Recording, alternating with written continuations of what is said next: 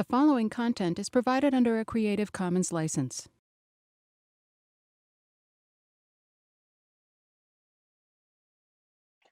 Bueno, ahora procederemos a explicar el proceso de producción de ácido fluorhídrico.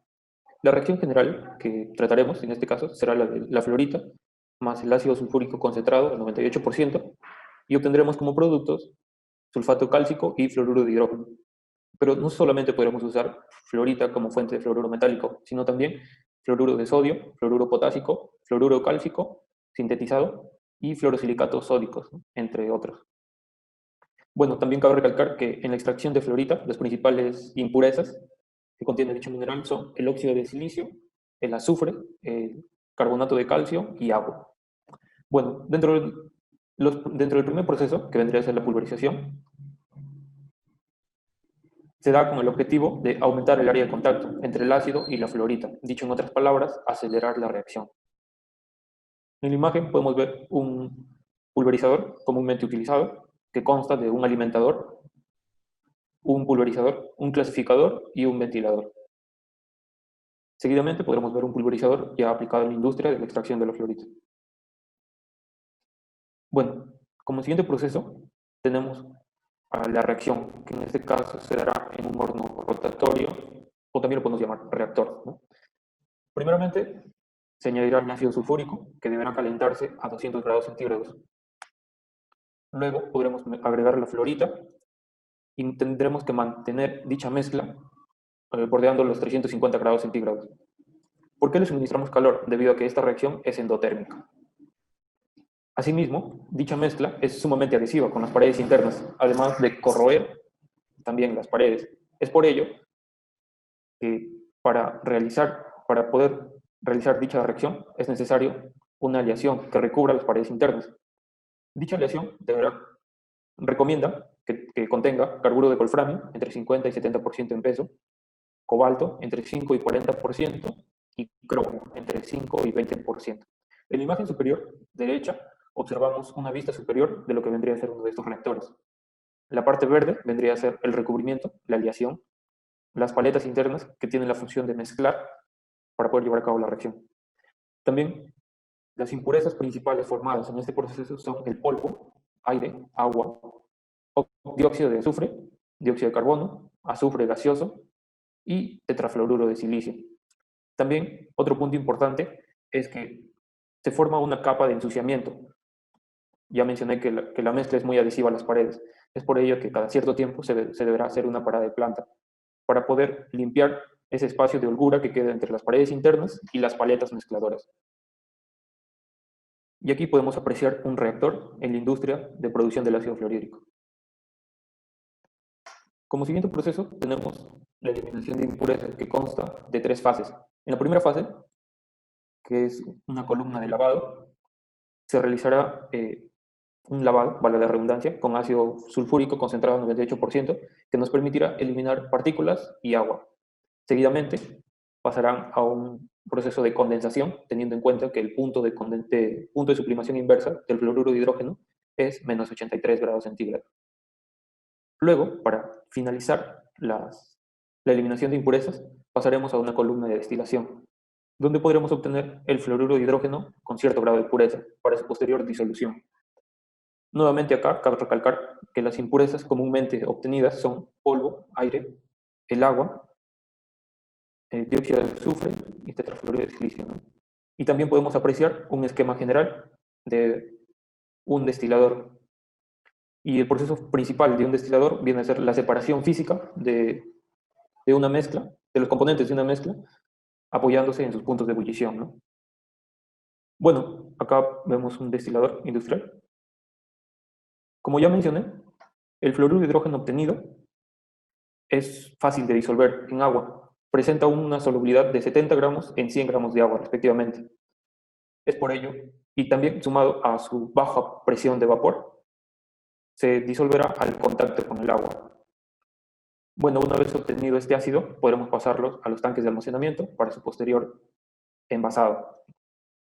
Muchas gracias. Ahora seguimos con el proceso de la fabricación del ácido crómico.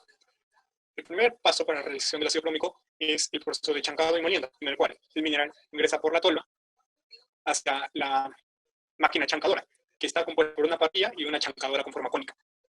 Luego de que el mineral haya reducido su tamaño, esta se retira por una abertura gradual que está medida de acuerdo al tamaño de tu partícula que se desea. En este caso, el tamaño de partícula suele ser de media pulgada a 1 pulgada. Luego, este mineral es llevado con unas hojas transportadoras al molino.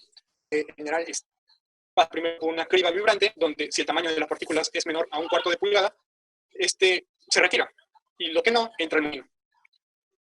Dentro del molino aparece un cilindro rotatorio, para la redundancia, que en su interior presenta unas bolas, que se llaman bolas de molienda.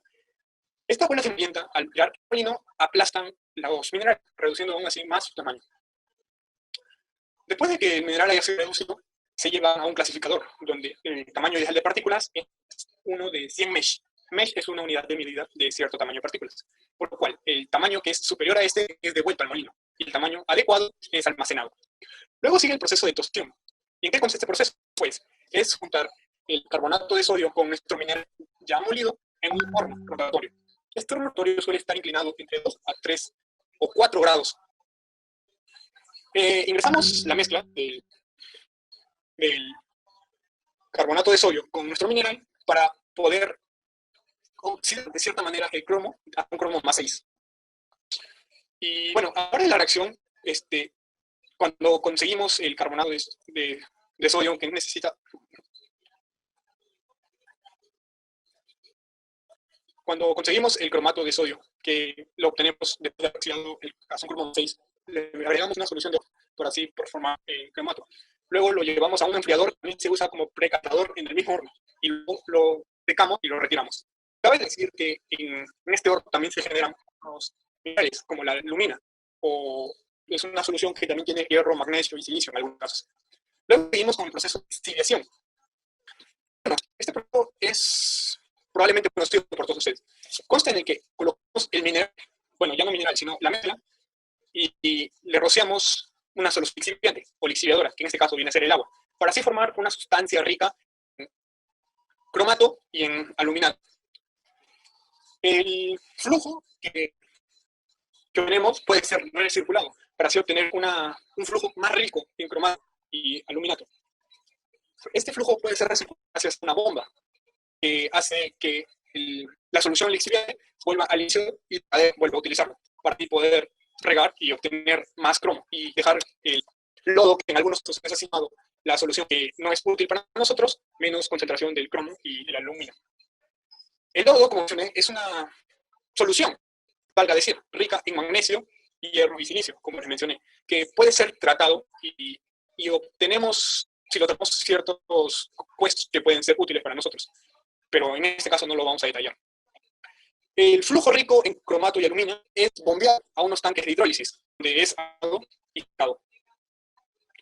Luego, existen 3 formas para llevar del cromato de sodio al dicromato de sodio, en los cuales estas son por acidificación, por ácido sulfúrico, acidificación con dióxido de carbono y acidificación electrolítica. La acidificación mediante ácido sulfúrico es, valga la redundancia, una mezcla entre el cromato de sodio y el ácido sulfúrico, donde se obtiene como resultado sulfatos y el dicromato que queremos. Los sulfatos precipitan cuando la concentración del dicromato de sodio alcanza el 70%, que usualmente es la mitad del proceso, o aproximado, o más adelante, quizás. Y el resto de sulfato precipita cuando la solución de dicromato es bombeada a las baterías cristalizadoras. Se consigue una concentración de 13.5 a 14 libras por de dicromato de sodio hidrato. Estas se bombean a unas baterías cristalizadas de agua, donde se busca reducir la temperatura a unos 35 grados centígrados. Luego, esto se envía a unos centrifugadores, para luego llevarlos a unos evaporadores, para así poder reducir la cantidad de agua presente en este mineral. Secamos y obtenemos nuestro dicromato que tanto queremos. Ahora viene el proceso de acidificación con dióxido de carbono. Esto necesitamos una concentración aproximada de 700 a 1000 gramos por litro de carbonato de sodio, para así proceder a saturar la muestra con cromato de sodio, en presencia de dióxido de carbono. Esta reacción se realiza a de unas 5 a 15 atmósferas, donde el bicarbonato de sodio, que se forma también como producto, pita, para así poder obtener una muestra que oscila entre el 75% y 95% del dicromato que queremos obtener. Ahora viene la acidificación electrolítica. Para este proceso necesitamos una celda electrolítica con una membrana de cambio iónico. Consta en dejar la solución de cromato de sodio en el lado iónico de la celda y en el otro lado colocamos una solución acuosa o agua.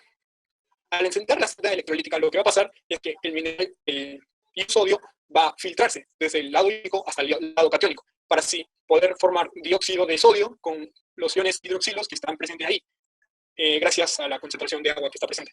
Entonces, obtendríamos una solución que contiene dióxido de sodio en el lado catiónico y liberación de hidrógeno. Mientras que en el lado iónico, el cromato se forma ion dicromato, para así poder formar nuestro querido dicromato que tanto queremos. Esto sucede gracias a la liberación de hidrógeno que está presente en nuestra celda.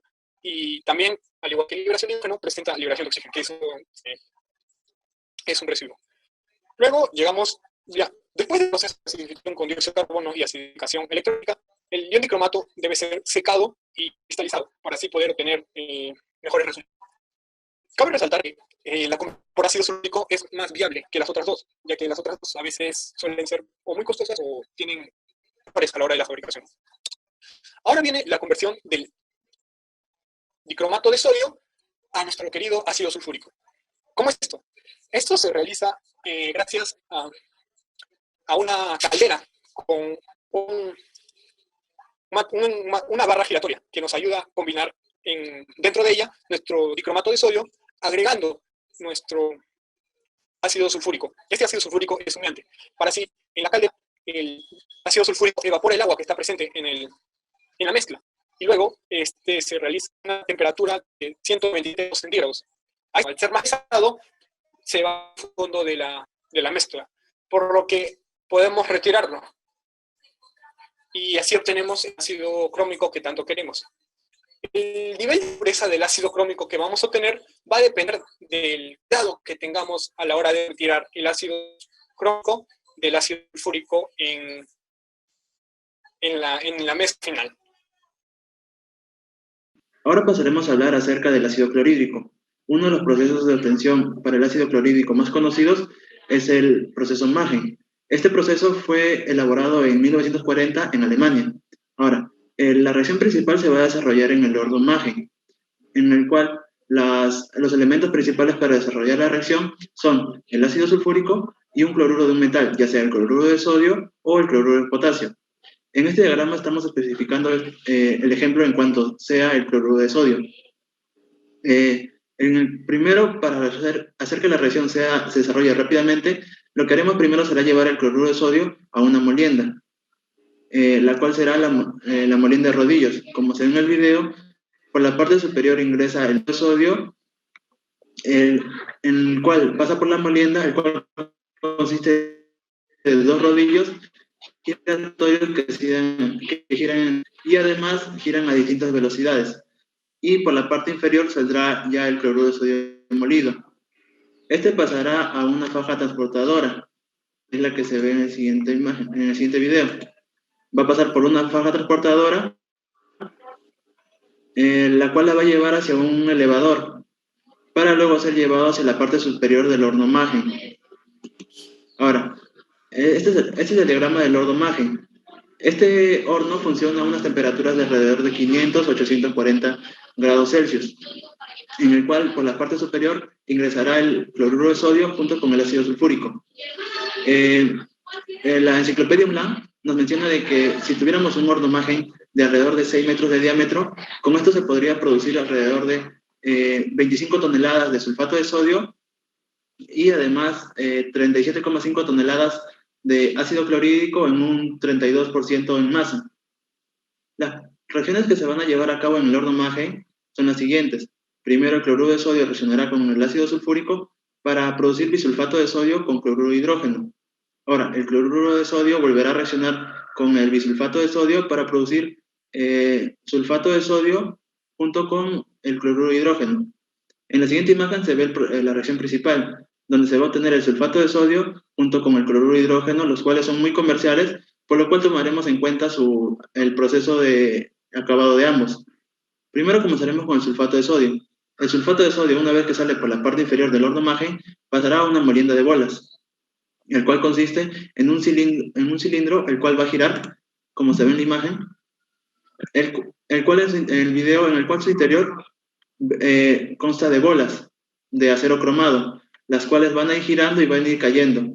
Estos molerán el material a partir del impacto y la fricción. Cabe recalcar de que estas bolas tienen diferentes tamaños. Esto hará que el intersticio entre bola y bola vaya variando y así obtener una mejor molienda del cloruro de sodio, del sulfato de sodio.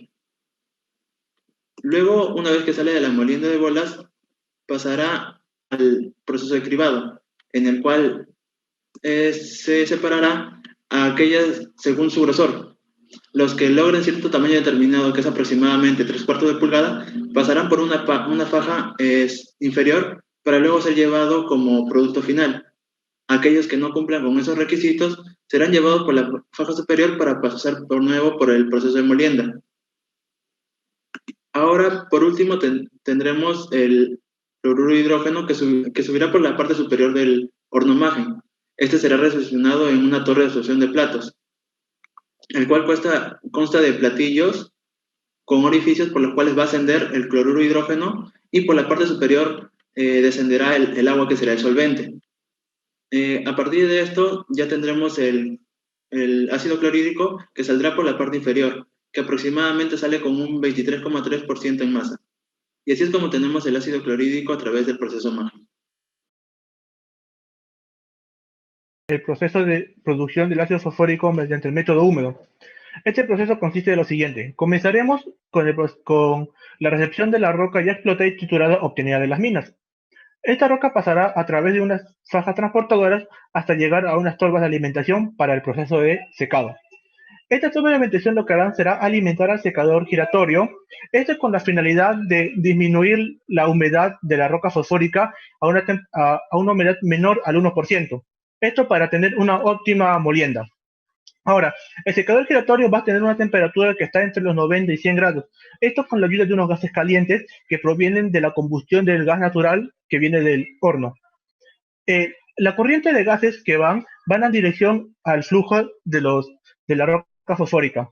Una vez terminado el proceso de secado, la roca fosfórica es transportada mediante cintas transportadoras hasta llegar a los elevadores de cangilones, los cuales enviarán la roca fosfórica hasta los hilos. Entonces, una vez terminado este proceso, pasaremos al proceso de molienda. Este consiste en lo siguiente. La roca fosfórica seca pasará mediante unas tolvas hasta llegar a una cinta transportadora, la cual enviará a un molino. Estos molinos son molinos rotatorios, cuya finalidad importante es aprovechar al máximo la concentración fosfórica de la roca para su posterior reacción. El molino rotatorio lo que va a hacer será moler la roca hasta que llegue a un punto de tener unos granos finos. Una vez tenemos la roca ya micronizada, pasaremos al clasificador. El clasificador dividirá la roca micronizada en dos partes. El óptimo fino, que pasará a un par de ciclones, y los granos gruesos, que pasarán de nuevo a una recirculación para volver al molino rotatorio. Los óptimos finos, que pasan a los ciclones, pasarán nuevamente hacia una aceleradora de cangilones para posteriormente llegar a los hilos. Una vez terminado este proceso, pasaremos al proceso de reacción. El proceso de reacción consiste en lo siguiente. La roca molida pasará a través de otra tolva y posteriormente a una cinta transportadora para que alimente el reactor. El reactor será alimentado de la roca molida, o la roca fosfórica molida, ácido fosfórico al 17% de pentóxido de fósforo, el cual fue obtenido de la filtración, ácido sulfúrico que tiene una pureza del 98%, agua y además un antiespumante para evitar la formación de espuma a la hora del batido por los propulsores que contiene el reactor. Lo que obtendremos del reactor será un lodo, el cual será enviado a un tanque para que posteriormente este sea enviado a la zona de filtración. Además de esto, obtendremos unos gases, los cuales serán enviados a una torre de absorción. Los gases que obtendremos aquí serán el vapor de agua y gases impuros. Una vez que los gases están en la torre de absorción, lo que haremos será un rociado de agua. Esto con la finalidad de obtener ácido fluorosilícico. Cuando tenemos el ácido fluorosilícico, tendremos también otros gases que no hemos usado. Estos gases serán enviados a un ventilador para que posteriormente estos sean botados a la atmósfera. Además de esto, tendremos un lodo caliente, el cual será enviado mediante una bomba hasta un enfriador de vacío, el cual lo que hará será enfriar el lodo caliente y regresar al reactor. ¿Esto con qué? Esto con la finalidad de mantener la temperatura del reactor a unos 80 grados Celsius. Entonces, una vez terminado el proceso de reacción, vamos a explicar lo que son las reacciones principales, la reacción principal y las reacciones secundarias. La reacción principal nos dice que el fosfato de calcio, que es la roca fosfórica, con el ácido sulfúrico y el agua, vamos a obtener lo que se conoce como el sulfato de calcio dihidratado y el ácido fosfórico. Además, como reacciones secundarias, lo que vamos a obtener son los siguientes, que el fluoruro de calcio con el óxido de silicio y el ácido sulfúrico, lo que tendremos será fluoruro de silicio, ácido fluorsilícico, el sulfato de calcio y el agua. Además, otra reacción que tendremos desde la secundaria será que el carbonato de calcio con el ácido sulfúrico nos va a dar sulfuro de calcio, agua y dióxido de carbono. Entonces, una vez ya hecho el proceso de reacción, el lodo que obtendremos será pasado a un proceso filtrado, en el cual se llama proceso de filtro de bandas. En este proceso lo que vamos a usar será una tela de filtro, el cual generalmente es el polipropileno. Esta tela de filtro lo que hará será separar el sólido del ácido fosfórico. El yeso que obtenemos ahí será mojado con agua caliente, será filtrado 2 veces con agua caliente. En la primera filtración lo que obtendremos será un ácido fosfórico que tiene una concentración del 28% de pentóxido de fósforo, el cual será reservado hasta para que posteriormente sea enviado a la zona de evaporación.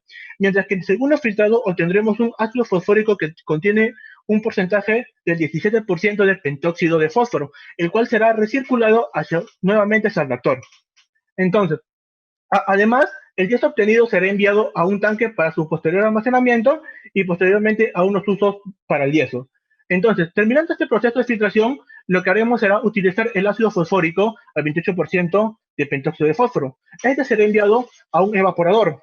¿En qué consiste este evaporador? El evaporador está conectado a un intercambiador de calor alimentado por el vapor a bajas presiones, en el cual mantiene una temperatura del ácido recirculado entre unos 80 grados Celsius. El ácido recirculado se mezcla con el ácido alimentado antes de entrar a la cámara de vapor, a la cámara de vacío, perdón. Incrementando esta la concentración del ácido fosfórico, que está de un 28% de pentóxido de fósforo hasta una concentración del 40% del pentóxido de fósforo. Ahí los vapores de ácido generados son succionados y condensados por contacto directo con el agua. Cabe resaltar que la presión de vapor es entre los 140 y 180 mililitros de mercurio. Además, además, esto lo que hará será cambiar el punto de ebullición del agua a una temperatura entre los 79 grados y 80 grados Celsius. Una vez terminado este proceso, el ácido fosfórico, que está a una concentración del 40% de pentóxido de fósforo, será enviado a unos tanques para su posterior almacenamiento dentro de en zonas húmedas, frescas y apartadas del calor solar. Y con esto termina mi proceso de obtención del ácido fosfórico mediante el método húmedo. A continuación veremos el proceso de obtención del ácido nítrico. El procedimiento que se lleva a cabo para obtener este ácido es el proceso de Oswald. Consta de 3 etapas y la materia prima a utilizar va a ser el aire de la atmósfera y el amoníaco. Comenzaremos con la oxidación catalítica del amoníaco. En esta primera etapa vamos a hacer reaccionar una mezcla de aire y de amoníaco en un horno de contacto. Ahora, antes de que se lleve a cabo esta reacción, debemos seguir una serie de etapas. El amoníaco se va a encontrar en fase líquida, por lo que se debe pasar a una caldera para que sea evaporado. Luego de esto va a ser filtrado, así también como el aire, porque este aire puede tener impurezas o polvo del exterior. Este aire va a ser luego llevado a un compresor, en donde va a ser comprimido, valga la redundancia, a 5 atmósferas, mediante un funcionamiento básico, que es un pistón, que va a estar compuesto de un pistón, de un cilindro y de un cigüeñal. El pistón va a ir descendiendo, lo que va a generar un vacío parcial, donde va a ingresar el aire. Cuando el cigüeñal, que es lo que impulsa el pistón, termine su media revolución, va a empezar a subir el émbulo y va a generar el aumento de presión, lo que va a hacer que la válvula de salida se abra automáticamente. Una vez sucedido esto, se van a combinar las dos corrientes gaseosas y van a ingresar al reactor catalítico con una relación de 1 a 10, una parte de amoníaco por 10 de aire. Cuando ingresen al reactor, este va a estar en una temperatura de entre 700 y 800 grados Celsius. Y además va a tener una gasa de platino que va a actuar como catalizador, el cual absorbe los gases a su superficie para que haya mayor contacto entre los reactivos.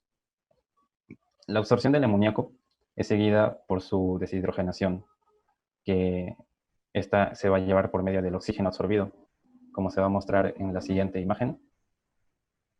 Podemos ver la reacción de la oxidación en la superficie del catalizador. Proseguimos con la segunda etapa, la oxidación del monóxido de nitrógeno.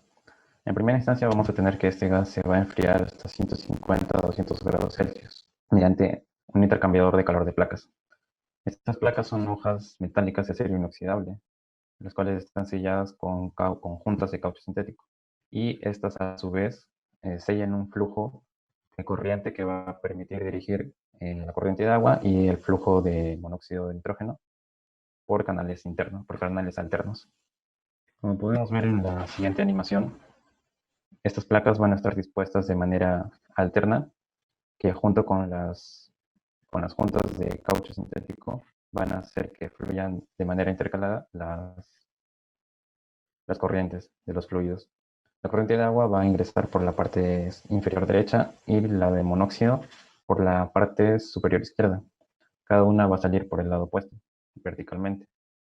Y la transferencia de calor en las placas se va a producir mediante la convección. Ahora, el gas extraído va a ser llevado a un compresor que tiene el mismo funcionamiento que el anterior, que ya vimos. Y va a ser llevado a una presión de 11 bares aproximadamente, ya que la reacción de oxidación es más favorable a altas presiones y bajas temperaturas. Es por esto que va a ser llevado rápidamente a la torre de enfriamiento. Aquí vemos que el monóxido de nitrógeno es bombeado hacia el techo y desde allí va a ir descendiendo por el interior de la torre, en donde hay un relleno especial, un compuesto por bloques de láminas de policloruro de vinilo con pequeños agujeros, que aumentará la superficie de contacto entre el gas y el aire que va a entrar por los laterales de la torre.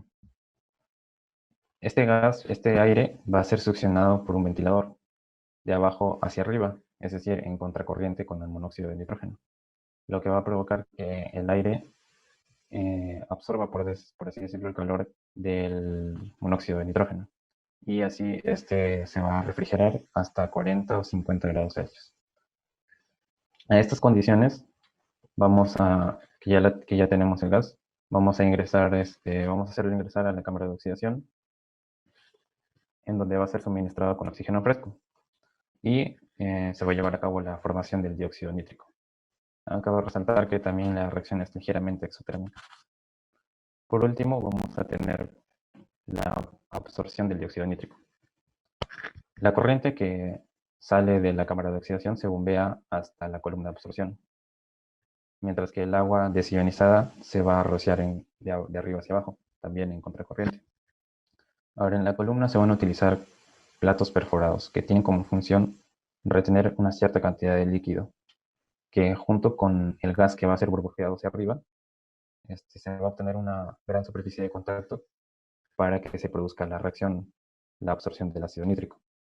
Y el líquido que va a ir fluyendo va a ser vertido hacia abajo por los laterales. Este proceso se va a repetir tantas veces como platos tenga la columna de absorción, hasta que llegue al fondo de la columna. Ahora, la disolución de ácido a la salida de la sección de absorción es rica en ácidos de nitrógeno, en óxidos de nitrógeno.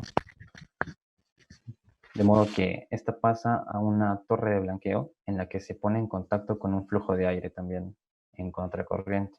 Esta corriente de aire y los óxidos de nitrógeno que se han despojado se van a unir a la salida de la sección de enfriamiento y se van a reciclar a la sección de absorción para ser reutilizados.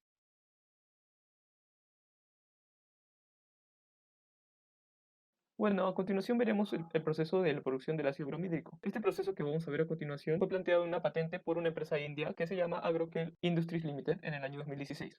Este proceso empieza con la obtención del bromo a partir del agua madre. El agua madre contiene bromuro de magnesio y a partir de este podemos obtener el bromo líquido. Este se obtiene mediante la cloración del agua madre, en donde se producirá la siguiente reacción de doble sustitución. Luego, el bromo líquido que obtenemos tendrá que ser sometido a un tratamiento de purificación, este se hará en un separador por aire. Como podemos ver en la imagen, el color característico del bromo es naranja y lo del medio que vendría a ser el packing material del separador por aire, en donde ingresará aire caliente por abajo y el líquido ingresará por arriba, y debido a los diferentes puntos de ebullición, las impurezas serán eliminadas.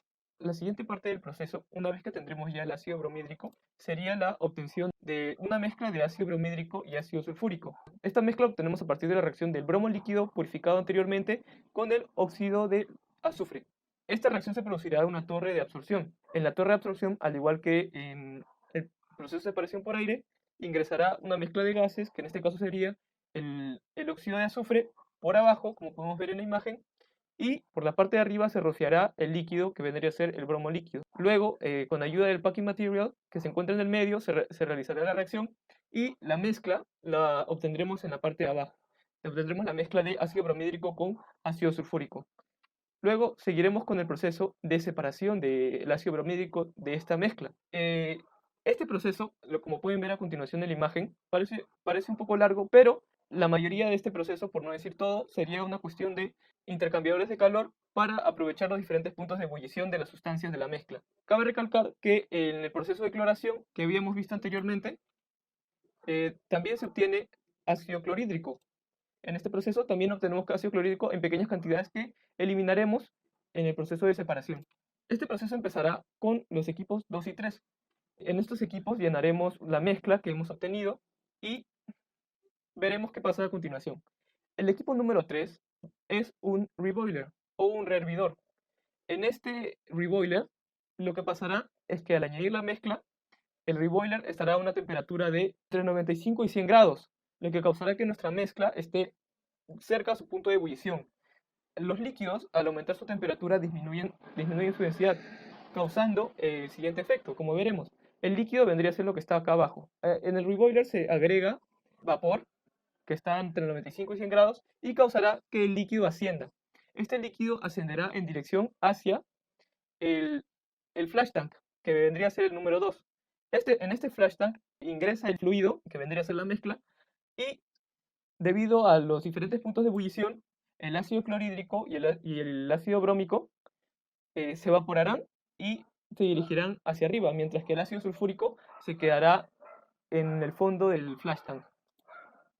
Luego, el ácido sulfúrico que tenemos en el fondo del flash tank, para poder ser almacenado en el tanque número 6, tiene que tener una gravedad específica de al menos 1.5. Una vez que tenga esta gravedad específica, que vendría a ser la relación de la densidad del fluido sobre la densidad del agua, abriremos la llave número 4 y pasará por un intercambiador de calor número 5 que causaría que se condense para su posterior almacenamiento. Siguiendo con nuestra mezcla de ácido clorhídrico y ácido bromídrico, esta seguirá a través de una columna de vidrio y luego se encontrará con un divisor de flujo. Pasará y se dirigirá hacia un intercambiador de calor que vendría a ser el intercambiador de calor número 8. En este intercambiador de calor ingresará la mezcla y ingresará parte del intercambiador de calor. En su diseño estará que ingresará un líquido enfriante. Lo que hará es que condensa el ácido bromídrico, mientras que el ácido clorhídrico con un poco de agua también seguirá su camino hacia el intercambiador de calor vertical número 9, en donde este realizará el mismo proceso, pero seguirá su camino, se condensará y será almacenado en el tanque número 10. Volvemos a nuestro ácido bromídrico que ha sido condensado. A continuación veremos cómo es el intercambiador de calor 8, que sería de tipo E. Por aquí entraría el vapor o nuestra mezcla, y por aquí entraría el líquido refrigerante. Entraría el líquido refrigerante causando que se condense el ácido bromídrico, que saldría por aquí, y el ácido clorhídrico con el agua seguiría en su camino, para posteriormente ir a un intercambiador de calor vertical, en donde seguirá el mismo proceso y se condensará. Luego, este ácido bromídrico saldría con una concentración de 41-45% y conteniendo aún unos 500-800 ppm de ácido clorhídrico, por lo que será dirigido nuevamente hacia el divisor de flujo, y en este divisor de flujo, la parte inferior del divisor de flujo está a una temperatura mucho más alta que la superior, por lo que quedaba de ácido clorhídrico y agua se irá y seguirá el mismo proceso. Luego, este ácido bromídrico purificado se dirigirá hacia el reboiler número 11 o rehervidor número 11 y ingresará. Este reboiler número 11 estará entre una temperatura de 65 a 70 grados. Como podemos ver a continuación, el reboiler ingresará a la mezcla y estando a una temperatura de 65 y 70 grados, es una imagen referencial, lo calentará y causará que el ácido clorhídrico, donde dice vapor outlet, el ácido clorhídrico y el agua que quedaban aún se evaporen, mientras que el ácido bromhídrico siga el camino hacia abajo. Este ácido clorhídrico con el agua, al igual que en el intercambiador de calor número 8, seguirá el mismo proceso en el 14 y el 15, y será posteriormente almacenado en el tanque número 16. Luego, con el ácido bromhídrico que teníamos, seguirá su camino hasta el intercambiador de calor número 12, en donde, al igual que en el proceso pasado, se condensará y será almacenado en el tanque número 13. Un tanque de almacenamiento en la vida real. Una vez terminado este proceso, obtendremos un ácido bromhídrico al 48% y conteniendo menos de 15 ppm de sulfatos y cloruros. Gracias.